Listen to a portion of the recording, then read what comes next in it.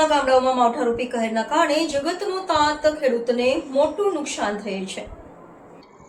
અમરેલી ધારી તાલુકાના ગામડાઓમાં માવઠારૂપી કહેરના કારણે જગતનો તાત ખેડૂતને મોટું નુકસાન થયું છે। ખેડૂતોની રહેસઈ આશાઓ પર પાણી ફરી વળતા આર્થિક રીતે 5 વર્ષ પાછળ ધકેલાયા છે। ધારી તાલુકાના ગામડાઓમાં માવઠું થતાં મગફળી કપાસના પાકને મોટું નુકસાન થયું છે। ત્યારે આજરોજ સામાજિક આગેવાન રાજકીય આગેવાન જીતુભાઈ શલડિયાએ ખેડૂતોની રૂબરૂ મુલાકાત લઈને દિલાસો પાઠવેલ। સાથે જ સરકાર પાસે યોગ્ય માંગ કરી કે ધારી તાલુકાના ગામડાઓમાં કમોસમી વરસાદના કારણે ભારે નુકસાન વેઠનાર ખેડૂતોને તાત્કાલિક સહાય ચૂકવવામાં આવે। રિપોર્ટર મહેશ બારૈયા, અમરેલી।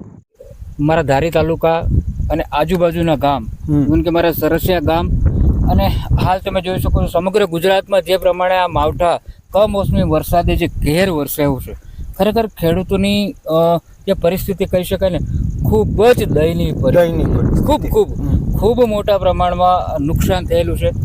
મુખ્યત્વે સિંગ, કપાસ, સોયાબીન, હળદર જેવા પાકોમાં અને જે ખેડૂતોએ નવું વાવેતર કર્યું છે એ પણ પૂરા પાક ઉગી નથી શકવાના, એટલે નિષ્ફળ જ કહી શકાય। સરકાર વાત કરો સરકારની તો સરકાર ભૂપેન્દ્રભાઈ પટેલ સાહેબની સરકાર, કૃષિમંત્રી તરીકે જીતુભાઈ વાઘાણી સાહેબ બધા ખૂબ પોઝિટિવ છે।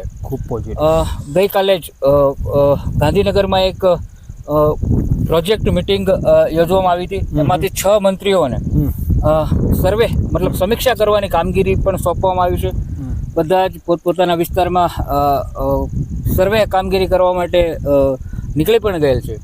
જેમ કે આપણું અમરેલી જિલ્લાનું ગૌરવ કહી શકાય એવા તાજેતરમાં જ જે ઉર્જા અને પેટ્રોલિયમ મંત્રી કૌશિકભાઈ વેકરિયા સાહેબ, જે પણ અત્યારે હાલ અહીંયા રાજુલા, જાફરાબાદ, સાવરકુંડલા વિસ્તારોમાં અત્યારે સમીક્ષા કરીને તાત્કાલિક સર્વે કરવાના આદેશો હમણાં કલેક્ટરમાંથી આપી દીધા છે।